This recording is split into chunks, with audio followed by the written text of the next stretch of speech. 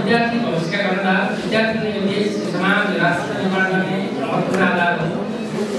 विद्यार्थी भाइ बहिनीहरूले सिकेका कुराहरूलाई बारेमा कार्यान्वयन गरेर हाम्रो समाजलाई रूपान्तरण गर्ने महत्त्वपूर्ण योगदान दिने सशक्त माध्यम विद्यार्थी हो।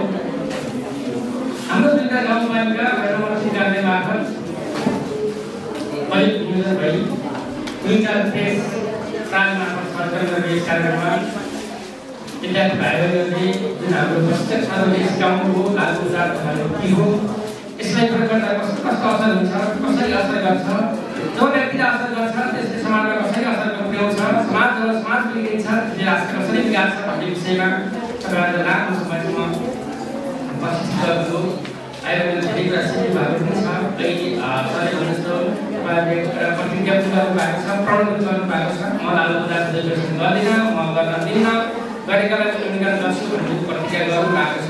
यसलाई तपाईँहरूले प्रत्येक घरमा गएर आफ्नो घरमा भएको, समाजमा भएको, स्कुलमा भएको यो लागु विचारलाई पूर्णीकरण गर्न तपाईँले गर्नुपर्ने गर्नुहुनेछ भन्ने हाम्रो अपेक्षा रहेको छ। व्यक्ति समाज बन्छ, समाजले राष्ट्र बन्छ, जसले व्यक्तिबाट सुधारको आवश्यकता देखिन्छ। लागु विचारको पछिल्लो समय हाम्रो नेपालमा हाम्रो समाजमा विशेष गरी मुद्दा गाउँपालिकामा युवावर्गमा देखिएको लागु विचारको प्रयोग गर्ने बढ्दो दर छ। त्यसलाई नियन्त्रण गर्न यस कार्यक्रम केही हदसम्म भएको सहयोग पुर्याउँछ भन्ने हाम्रो अपेक्षा रहेको छ।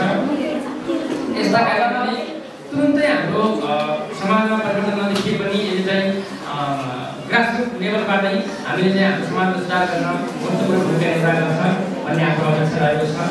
यस 3 दिनको कार्यक्रम सञ्चालन गरिदिनुभयो हाम्रो विद्यार्थी प्रेस प्रालीका सम्पूर्ण टिमलाई विशेष आभार व्यक्त गर्न चाहन्छु।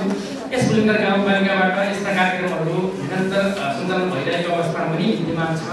जुन यस्ता कार्यक्रम सञ्चालन गर्न काउन्सिल अथवा यस बुलुङ्गर गाउँपालिकाभन्दा बाहिरबाट हाम्रो प्रशिक्षक आइदिनुभयो, सञ्चालन गरिदिनुभयो, उहाँहरूलाई विशेष बुलुङ्गर गाउँपालिकाबाट विशेष धन्यवाद दिन चाहन्छु।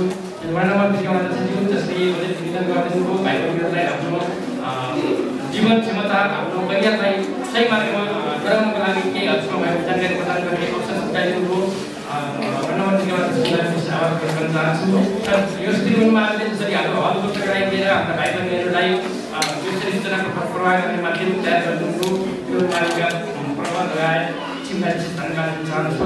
भाइ बहिनीहरूले सिकेको जुन हाम्रो प्रशिक्षणबाट सिकेको जुन प्रतिज्ञा छ तपाईँले जीवनमा लागू गर्नुहुनेछ, समाजमा लागू गर्नुहुन्छ, घरमा लागू गर्नुहुनेछ भन्ने अपेक्षा गर्दै यस कार्यक्रम सफल कार्यक्रम सफलतापूर्वक सम्पन्न हुने अपेक्षा सहित सम्पूर्ण